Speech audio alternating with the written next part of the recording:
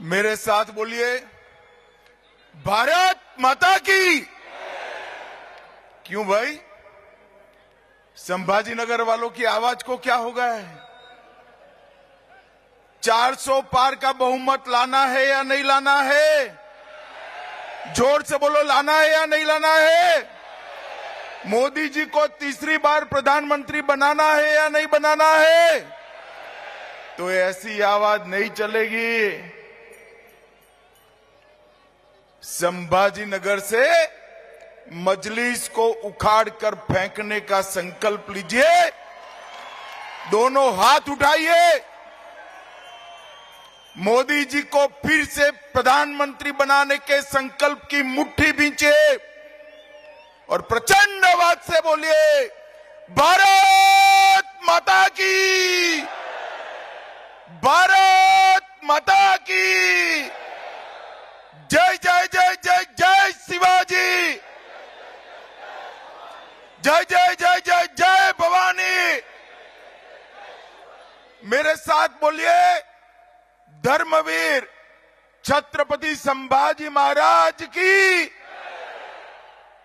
आज मेरे साथ मंच पर उपस्थित श्रीमान देवेंद्र फडणवीस जी, हमारे प्रदेश अध्यक्ष श्रीमान बावनकुले जी, मेरे मित्र और केंद्रीय मंत्री श्रीमान राव साहेब दानवे जी, पंकजाताई मुंडे जी, श्रीमान अशोक राव चौहान जी, श्री भगवत कराड़ जी, श्री अतुल सावे जी, बहन विजयाताई राहतकर जी, श्री प्रताप राव चिखलीकर जी, श्री सुजय विखे पाटिल जी, श्री अजीत गोपछड़े जी, और आज संभाजी नगर में इतनी बड़ी संख्या में आए हुए प्यारे भाइयों बहनों माताओं और मेरे जिगर के टुकड़े जैसे युवा मित्रों,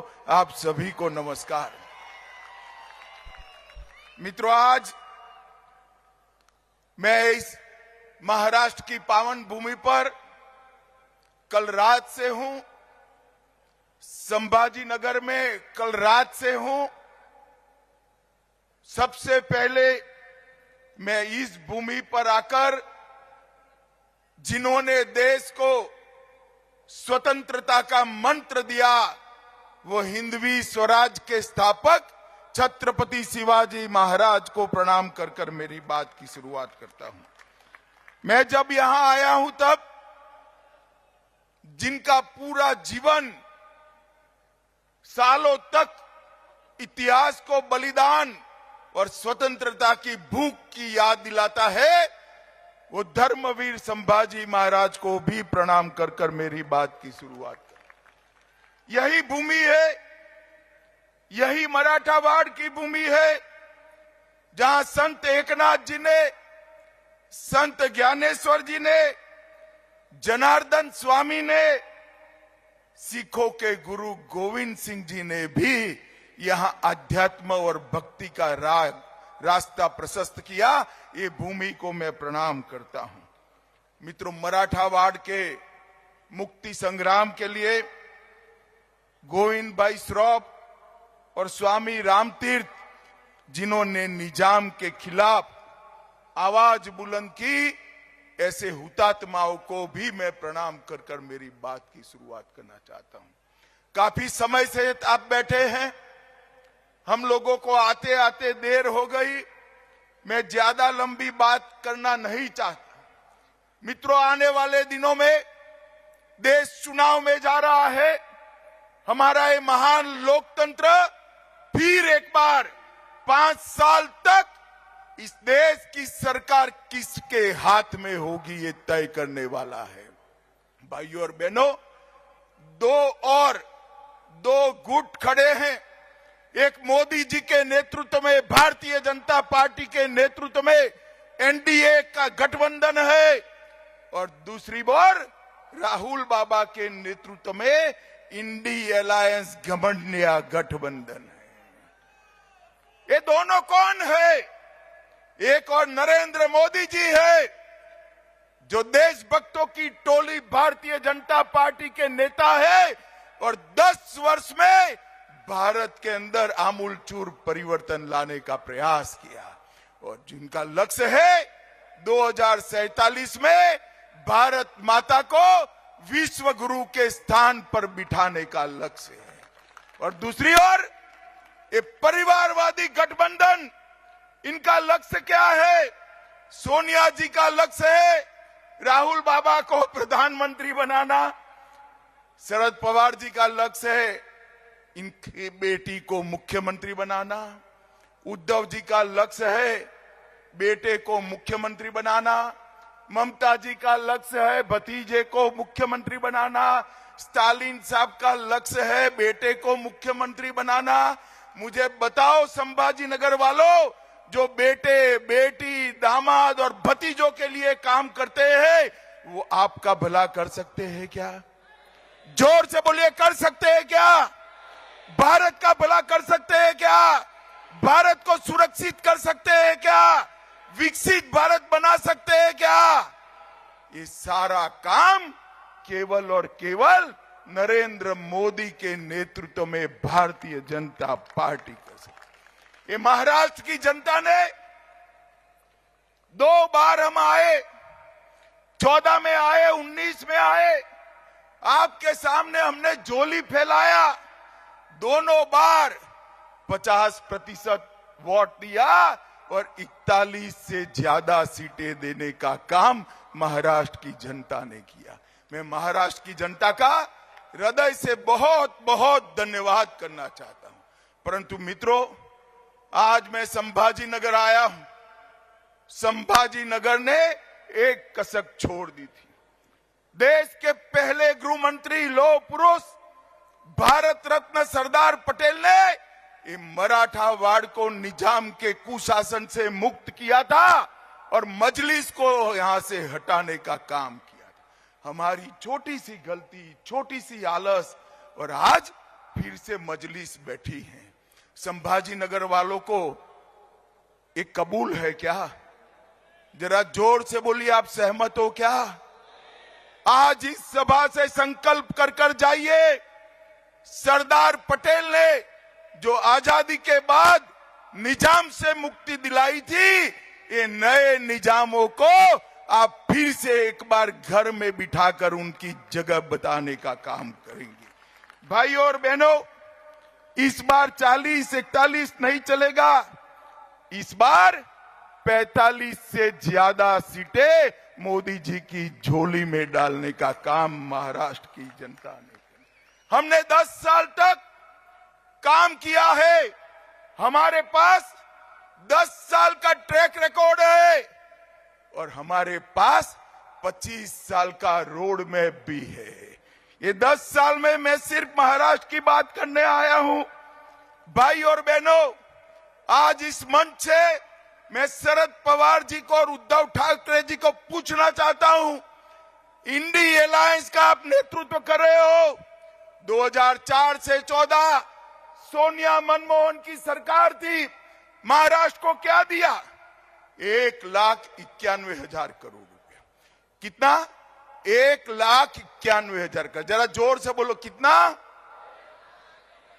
मोदी जी ने 14 से 23 9 साल में 1,91,000 करोड़ की जगह उससे 4 गुना 7,15,890 करोड़ रुपया देने का काम।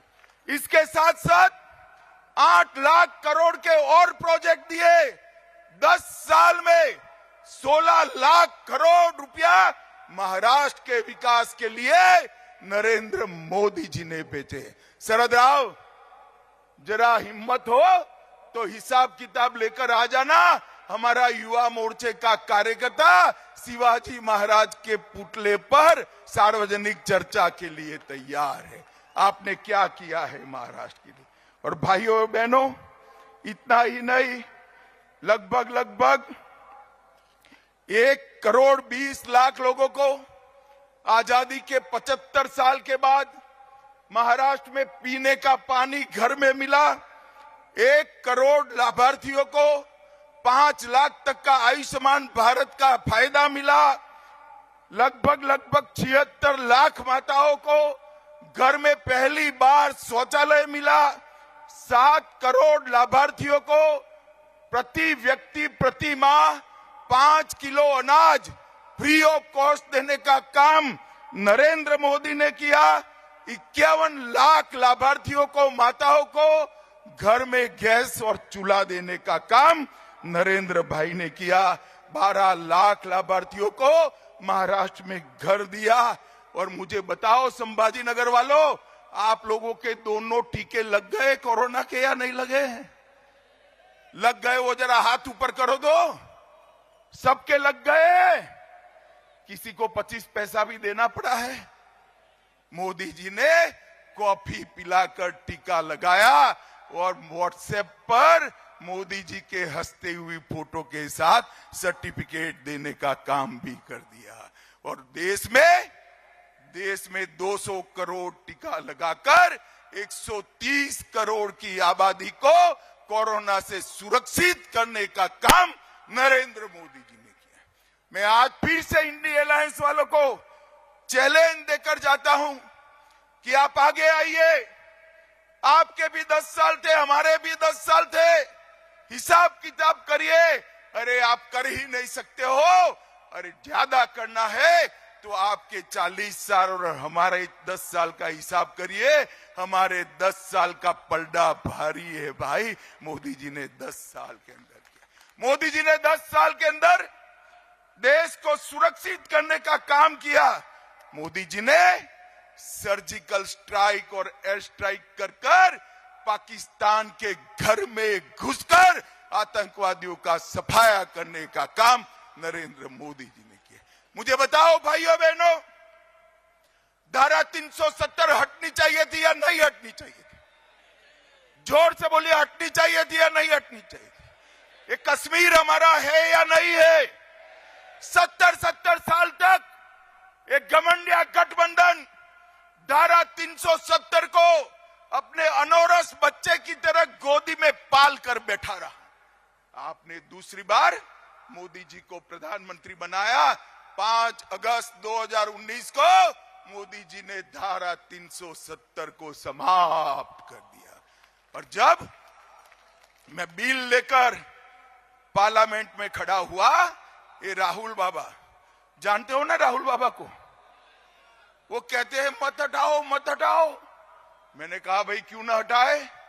तो उन्होंने कहा कश्मीर में खून की नदियां भी बह जाएगी। अरे राहुल बाबा, 5 साल हो गए, खून की नदियां छोड़ो, कंकड़ चलाने की किसी की हिम्मत नहीं है। कंकड़ चलाने की मोदी जी ने हमारे कश्मीर को हमेशा के लिए भारत के साथ जोड़ने का काम किया। मोदी जी ने 550 साल से करोड़ों देशभक्त, करोड़ों राम भक्त, दुनिया भर में फैले हुए सभी लोग चाहते थे कि अयोध्या में राम मंदिर बने। आप भी चाहते थे या नहीं चाहते थे भाई? जोर से बोलो, चाहते थे या नहीं चाहते? एक कांग्रेस पार्टी ने 70 साल तक राम लल्ला को टेंट में बिठाकर रखा। 70 साल तक राम जन्मभूमि के केस को अटका कर, लटका कर, भटका कर रखा। मोदी जी को दूसरी बार आपने प्रधानमंत्री बनाया। भूमि पूजन भी हो गया और प्राण प्रतिष्ठा हो गई और आज राम लल्ला भव्य घर में विराजी। माताओं, भाइयों, बहनों, मैं संभाजी नगर में हूं। इस औरंगजेब ने काशी विश्वनाथ को तोड़ा था। सालों तक किसी ने सूद नहीं ली। मोदी जी ने भव्य काशी विश्वनाथ का कॉरिडोर बनाकर इतने सालों से हुआ अपमान का बदला लेने का काम देश के नेता नरेंद्र भाई मोदी जी ने किया। मित्रों, 150 साल पुराने अंग्रेजों के कानून बदले, पार्लियामेंट नहीं बनाई, कर्तव्य पथ नया बनाया और इस देश में से आतंकवाद और नक्सलवाद को उखाड़ कर फेंक दिया। भाइयों और बहनों, मैं आज आपको पूछने आया हूं, बाला साहब ठाकरे को सिर्फ आप नहीं, मैं नहीं, देश भर की जनता पलकों पर बिठाती है, इनके सिद्धांतों के कारण पलकों पे बिठाती। मुझे बताओ, ये संभाजी नगर का नाम बदलने के लिए, जो रखने के लिए विरोध करते थे, वो बाला साहब के वारिस हो सकते हैं क्या? हो सकते हैं क्या? हो सकते हैं क्या? आज उद्धव ठाकरे जी, आपको शर्म आनी चाहिए। आप जिनके पास बैठे हो, जिनके साथ बैठे हो, उन्होंने 370 हटाने का विरोध किया, सर्जिकल स्ट्राइक और एयर स्ट्राइक का विरोध किया, और औरंगाबाद से संभाजी नगर की यात्रा को रोक कर रखा था। किस मुंह से आप महाराष्ट्र की जनता के सामने आएंगे? मित्रों, ये लोग सिद्धांतों की राजनीति नहीं करते हैं, देश की राजनीति नहीं करते हैं, ये लोग अपने परिवार की राजनीति करते हैं। मित्रों, आज मैं कहने आया हूं, मोदी जी ने, यूपीए की सरकार देश के अर्थतंत्र को 11वें नंबर पर छोड़कर गई थी। और ये जब मोदी जी प्रधानमंत्री बने, तब चिदंबरम साहब अंग्रेजी में कहते थे, इकोनॉमी को जानने वाले लोग ही देश को बचा सकते हैं। भाई ठीक है, मनमोहन सिंह जी और आप बड़े इकोनॉमिस्ट थे, मगर अटल जी 11वें नंबर पर छोड़कर गए थे, आपने 11वें नंबर पर ही रखा। मोदी जी ने 10 साल में कोरोना के बावजूद 11वें नंबर पर से 5वें नंबर पर लाने का काम नरेंद्र मोदी जी। और संभाजी नगर वालों, मेरी बात सुन लो, ये मोदी गारंटी है, तीसरी बार मोदी जी को प्रधानमंत्री बनाओ, 5वें नंबर से देश का अर्थतंत्र दुनिया में तीसरे नंबर पर पहुंचने का काम नरेंद्र मोदी जी। नरेंद्र मोदी जी ने देश को दुनिया में गौरव दिला है। जो लोग विदेश में जाते हैं उनको मालूम है भारत के पासपोर्ट का सम्मान कितना हुआ है, भारत का सम्मान कितना हुआ है। नरेंद्र मोदी विश्व के एकमात्र नेता है जिनको दुनिया के 14 से ज्यादा देशों ने अपना सर्वोच्च पुरस्कार, भारत रत्न जैसा पुरस्कार मोदी जी को देने का काम किया है। और मित्रों, ये मोदी जी का सम्मान नहीं, भारतीय जनता पार्टी का सम्मान नहीं है, ये सम्मान देश के 130 करोड़ की जनता का और मेरे संभाजी नगर के भाइयों और बहनों का सम्मान है। और मित्रों, पूरी दुनिया में मोदी जी जाते हैं, पूरी दुनिया में कोई भी भाषण उठा कर दे, मोदी जी देश की राष्ट्रभाषा हिंदी में बोलते हैं, भारतीय भाषा में बोलते हैं, भारत का सम्मान बढ़ाते हैं। मोदी जी ने दुनिया में भारत का सम्मान बढ़ाने का काम किया है। और कांग्रेस ने क्या किया? एक कांग्रेस पार्टी और एक घमंडिया गठबंधन जो महाराष्ट्र में हमारे खिलाफ चुनाव लड़ने वाला है, उसको जान लो, ये लोग डिनायल मोड में आ गए हैं। इन्होंने 370 का विरोध किया, 3 तलाक हटाने का विरोध किया, ओबीसी कमीशन बनाने का विरोध किया, कश्मीर में वाल्मीकियों को रिजर्वेशन देने का विरोध किया, हिंदू शरणार्थियों को नागरिकता देने का विरोध किया, जीएसटी कानून का विरोध किया, राष्ट्रपति रामनाथ कोविंद और ट्राइबल राष्ट्रपति द्रौपदी मुर्मू का भी विरोध किया, सर्जिकल स्ट्राइक और एयर स्ट्राइक का विरोध किया, भारत में वैक्सीन आई उसको बदनाम करने का विरोध किया, नए संसद भवन का विरोध किया, कर्तव्य पथ का विरोध किया, और अंत में राम जन्मभूमि की प्राण प्रतिष्ठा का भी बहिष्कार किया। मित्रों, ये लोगों को डिनायल मोड में आ गए, वो कुछ अच्छा नहीं कर सकते, विरोधी उनका काम बचा है। भारत को अगर विश्व में आगे बढ़ाना है, भारत को आगे ले जाना है, विश्व गुरु के स्थान पर बिठाना है, विकसित भारत बनाना है, तो केवल और केवल मोदी जी ही बना सकते हैं। और मैं संभाजी नगर तो मांग कर आया हूं भाई, संभाजी नगर मांग कर आया हूं, पूरे देश में संभाजीनगर का जाम नाम पूछते हैं और कोई पूछता है वहां से एमपी किस पार्टी का है, तो कहते हैं मजलिस का है। क्या आप लोग आज यहां से तय कर जाएंगे कि ये मजलिस को उखाड़ कर फेंकेंगे और मोदी जी को एक कमल यहां से भेजेंगे? आप तय करते हैं? जोर से बोलिए, तय करते हैं? मोदी जी को 400 पार कराओगे? तीसरी बार प्रधानमंत्री बनाओगे? भारतीय जनता पार्टी को 370 पार कराओगे? 2047 में विकसित भारत बनाओगे? तो मेरे साथ दोनों हाथ उठाओ। सभी लोग अंत तक दोनों हाथ उठाएं और 400 पार का संकल्प का मुट्ठी बींचे और प्रचंड आवाज से बोलिए, भारत माता की, वंदे वंदे वंदे। मेरे साथ बोलेगा, जय जय श्री राम, जय जय श्री राम।